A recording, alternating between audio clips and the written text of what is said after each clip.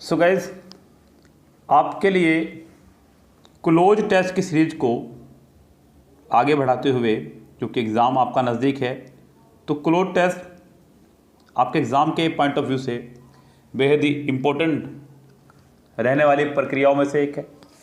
Student के लिए ये सबसे टफ पोर्शन में से एक है जिसमें वो अपना स्कोर नहीं मेंटेन कर पाता है। सो गाइज, यहाँ आपको स्कोर अपना बढ़ाना होगा क्लोज टेस्ट के लिए। इस गाइज, क्योंकि अगर आपने इस पर पकड़ बना ली तो आप 20 में से 18+ मार्क्स ला सकते हैं कम से कम क्लोज टेस्ट में, और आप 20 भी मार्क्स ला सकते हैं पूरे अगर आप एक अच्छी प्रैक्टिस के साथ में एग्ज़ाम देने जा रहे हैं तो। यस गाइस, क्योंकि ये तो कंफर्म है कि एग्ज़ाम आपका प्रीवियस ईयर्स में से ही कंडक्ट होना है, और इसीलिए मैं आपको ज़्यादातर जोर दे रहा हूँ कि आप कम से कम किरण में आए हुए 1130 क्वेश्चंस के क्लोज टेस्ट सभी कर लें। आज का जो क्लोज टेस्ट है बच्चों आपके सामने जो दिखाई दे रहा है इस समय आपको, वो आपका एसएससी सीजीएल टियर 1 सीबी परीक्षा 3/3/2020 में आया हुआ फर्स्ट शिफ्ट का ये एग्ज़ाम है। क्या कह रहा है बच्चों, सुनिएगा ध्यान से। कह रहा है कि communications plays a dash role. बच्चों उसने कहा आप देख रहे हैं कि उसने पहले आर्टिकल लगाया है और उसके बाद में आपको दिए option a better role, a total role, a whiter role या फिर a lifeless role. So guess, यहाँ आपको बताना है कि प्रॉपर ऑप्शन इसका क्या रहेगा। सो गैस, यहाँ पर हम लोग अगर गौर करें ऑप्शन पे तो बेटर मतलब एक कंपैरेटिव वर्ड है बच्चों यहाँ पर, तो किसी कंपैरेटिव डिग्री की यहाँ पे आवश्यकता नहीं है बच्चों, क्योंकि कंपैरेटिव वर्ड का मतलब होता है बच्चों कि कम से कम या तो उसके बाद देन आए, और अगर देन नहीं आ सकता है तो उससे पहले आपका दा जरूर आ जाए, तो वो आपके पास नहीं ऑप्शन है बच्चों यहाँ पे, तो आप कम से कम इसको नहीं लगा सकते हैं। अगले ऑप्शन की बात करूँ तो टोटल मतलब कोई ओवरऑल परफॉर्मेंस कोई चीज़। सो गैस, यहाँ पे टोटल भी आपका नहीं आएगा, ये भी कंफर्म है।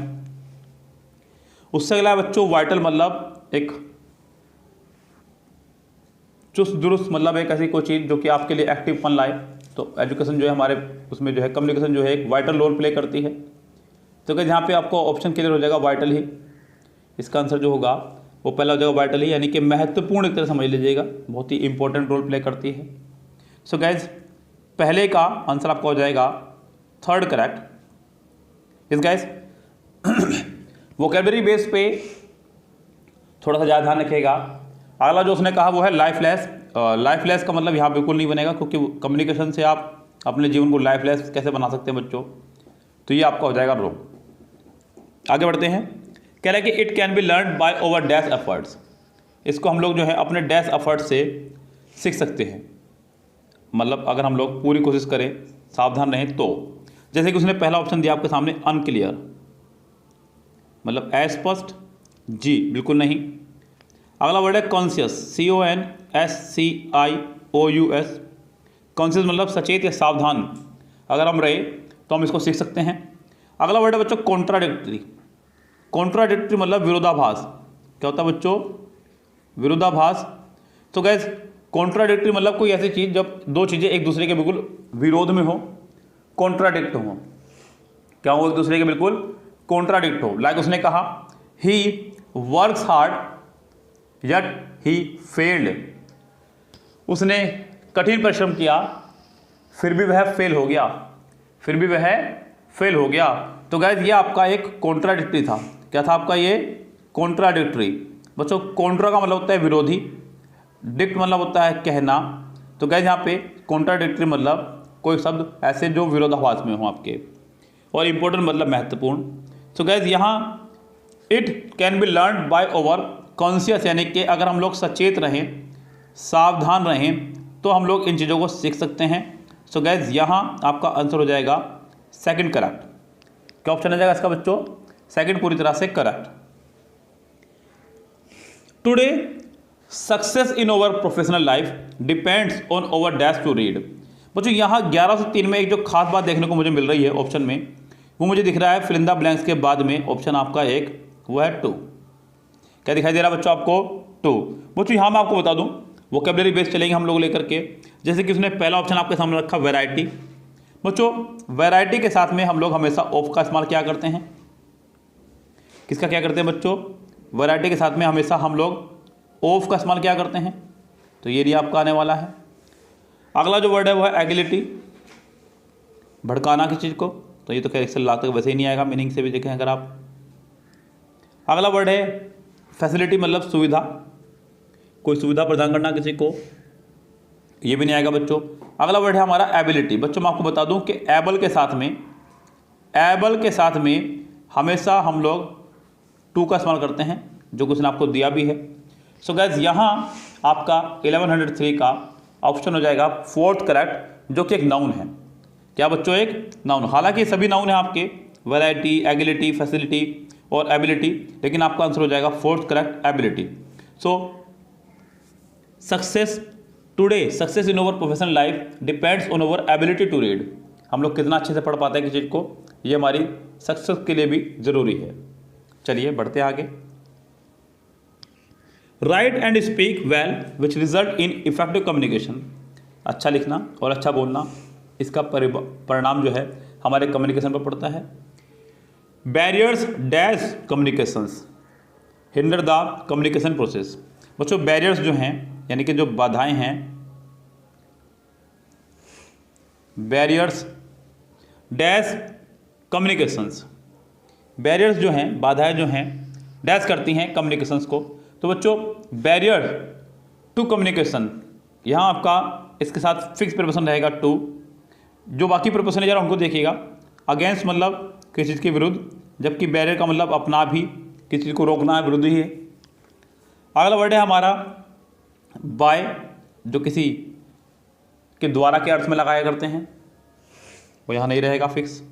अगला वर्ड है फ्रॉम मतलब किसी ओरिजिन प्लेस से आने के अर्थ में, जैसे कि मैं कहूँ कि आई कम फ्रॉम मेरठ, मैं मेरठ से आता हूँ, इस तरह से तब आप बात कर सकते हैं। सो गाइज यहाँ पर इसका आंसर करेक्ट हो जाएगा आपका टू करेक्ट, यानी कि थर्ड ऑप्शन हो जाएगा इसका करेक्ट। आगे बढ़ते हैं, कह रहा है क्या?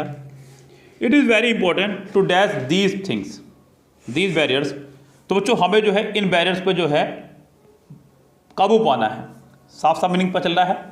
It is very important to dash these barriers, मतलब इन बैरियर्स को जो है हमें डैश करना है। अब मजबूत बनाना है कि आप इन बाधाओं को और मजबूत बनाएंगे, इनसे आप और अपने आप की कमजोरी बढ़ाएंगे? बिल्कुल नहीं। या फिर इनसे आप ओवरकम यानी कि काबू पाएंगे, क्रिएट इनको पैदा करना, सक्सीड इनको आगे बढ़ाना। तो गाइस इसका आपका जो है आंसर ओवरकम। क्या हो जाएगा इसका ऑप्शन आपका? ओवरकम मतलब काबू पाना। सो गाइस फिफ्थ का आपका आंसर हो जाएगा सेकंड करेक्ट। अब गाइस यहाँ अगला क्लोज टेस्ट जो आपके सामने इस समय है, आपको दिख रहा होगा बच्चों, क्या कह रहा है बच्चों, उसको देखते हैं और फिर आगे बढ़ते हैं। क्लोज टेस्ट नंबर है आपका नेक्स्ट, जहाँ हम लोग बात करेंगे 111 से आगे क्वेश्चंस की। तो उनको देखिए बच्चों ध्यान से। कह रहा है कि watermelon is thought to have originated in Africa, Kalahari desert. Watermelon जो है ऐसा माना जाता है कि ये अफ्रीका के कलहारी डेजर्ट में पाया गया था पहले। बिलीव इट और नॉट। बच्चों ये क्लियर है आपको, आपने कई बार पढ़ा है, मानो या ना मानो। पूरा परफॉर्मा जो है इसका यही है, बिलीव इट और नोट। तो इसका परफॉर्मेंस है बच्चों, पूरा परफॉर्मा सॉरी ऐसा ही रहता है, बिलीव इट और नोट, मानो या ना मानो। The first recorded watermelon harvest dash nearly 5000 year ago in Egypt. जो सबसे पहले रिकॉर्डेड हुआ था वाटरमेलन का फसल dash nearly 5000 year ago. Contain कोई चीज़ किसी चीज़ में शामिल होना, कंटेन। तो गैस कंटेन इसका आंसर नहीं होगा। आप ये कह सकते हैं कि कोई विटामिन है जो वाटरमेलन के अंदर कंटेन होता है, तब आप कह सकते हैं। वाटरमेलन के अंदर पानी कमी पूरी होती है तो आप उसे कंटेन कह सकते हैं, लेकिन यहाँ पे कंटेन नहीं आएगा। अगला ऑप्शन है प्रोड्यूस। प्रोड्यूस मतलब बनाना या उत्पन्न करना, वो भी नहीं है बच्चों, ये तो सिर्फ पाया गया था पहले, सबसे पहले कहाँ पाया गया था। उसके बाद में डिस्कवर खोज करना, बच्चों ये खोज नहीं थी, तो बच्चों यहाँ पे आंसर हो जाएगा इसका अकर्ड मतलब घटित होना। So the first recorded watermelon harvest recorded nearly 5000 year ago in Egypt. तो सबसे पहले ये घटित हुई थी, मतलब जिन्होंने रिकॉर्ड किया था इस घटना को आज से 5-8 साल पहले इजिप्ट में, and is dash in Egyptian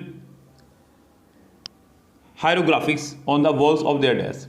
बच्चों यहाँ जो सारा का सारा रोल प्ले करेगा वो रोल प्ले करेगा आपका अगला आया हुआ वर्ड जो कि आपका HIEROGLYPHICS, ये आपको नंबर ला के देगा पूरा का पूरा ऑप्शन जो है आपका टिका हुआ है सिर्फ और सिर्फ इसी वर्ड पर। क्यों बच्चों? इसका मतलब है एक ऐसी कला जिसमें आप किसी को चित्रित करके दिखाएं। यस, चित्रित करने की कला। तो गाइज यहाँ जो ऑप्शन है मेरे पास में, पहला वर्ड है डिपिक्टेड, चित्रित करना, तो ये आपका पहला ऑप्शन ही करेक्ट बैठता है मेरे हिसाब से। तो डिपिक्टेड मतलब चित्रित करना किसी चीज़ को, डाइवर्टेड किसी को डाइवर्ट करना यानी कि दिशा या मार्ग बदल देना किसी चीज़ का, तो बच्चों डाइवर्ट आपका ऑप्शन नहीं होगा जैसे कि आप देख रहे हैं ऑप्शन में।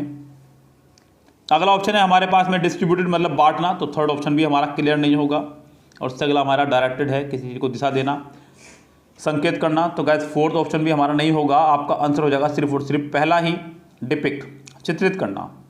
क्या करना, किसी चीज़ को चित्रित करना। तो गाइस यहाँ अभी आपका ऑप्शन हो जाएगा पहला करेक्ट। नियरली 5000 ईयर को in Egypt and is depicted in Egyptian hieroglyphics on the wall of their dash building, तो उनके डैश बिल्डिंग में वो देखने को मिलती थी।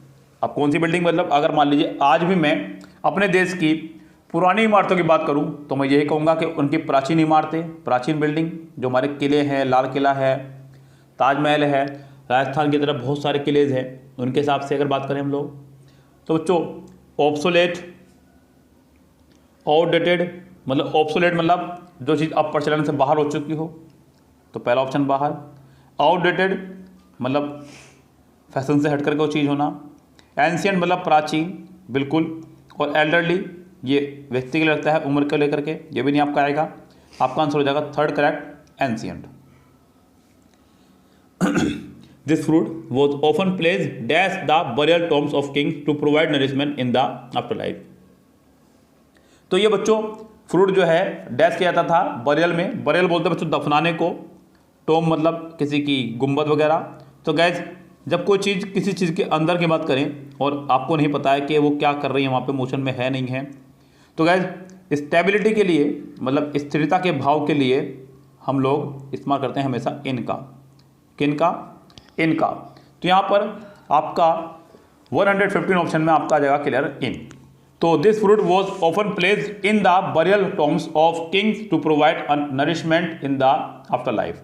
सो गैस आपका 1115 का ऑप्शन हो जाएगा थर्ड करेक्ट। क्लियर बच्चों बात? तो ज़रा ध्यान से एक बार सभी ऑप्शन देख लीजिएगा। फर्स्ट का ऑप्शन था आपका सेकंड का ऑप्शन था आपका फोर्थ, थर्ड का ऑप्शन था हमारा फर्स्ट, फोर्थ का ऑप्शन था हमारा थर्ड, और फिफ्थ का ऑप्शन है हमारा थर्ड। 2 4 1 3 3। इस गाइस तो ये रहा पूरा क्लोटेस आपके सामने, आपको साइड में क्लोटेस दिख रहा होगा। सो गाइस इसी तरह के और क्लोटेस सोल्व करने के लिए हमारे साथ में अगर आप चाह रहे हैं कि पूरा एक क्लोटेस की अच्छे खासी सीरीज आप कर सकें तो जुड़िए बच्चों हमारे साथ में। हम लोगों ने यहाँ पर पूरा कंप्लीट किरण क्लोटेस कराया है, साथ ही साथ MB बुक से भी करा रहे हैं काफ़ी क्लोटेस। सो गाइस ये पूरा का पूरा 100+ क्लोटेस की सीरीज में से आपको मैंने क्लोटेस कराया है। उम्मीद करता हूँ कि आपको समझ में आया होगा। अगर आप में से किसी को भी इसी तरह का पूरा क्लोटेस का कोर्स बाय करना हो तो आप बाय कर सकते हैं। 299 में पूरा कंप्लीट क्लोटेस कोर्स है फ्रॉम किरण। यस गाइस, तो फिलहाल गाइस अभी चलते हैं, लेते हैं आपसे विदा। मिलते हैं आपसे इवनिंग में एक नए टॉपिक के साथ में 9:30 बजे लाइव हम रहते हैं और 8 बजे सुबह को। इसलिए गाइस पूरा एक्टिव रहा करें आप सुबह 8 बजे और रात को 9:30 बजे। यस गाइस, तो फिलहाल गाइस चलते हैं, लेते हैं आपसे विदा। Good bye, have a nice day.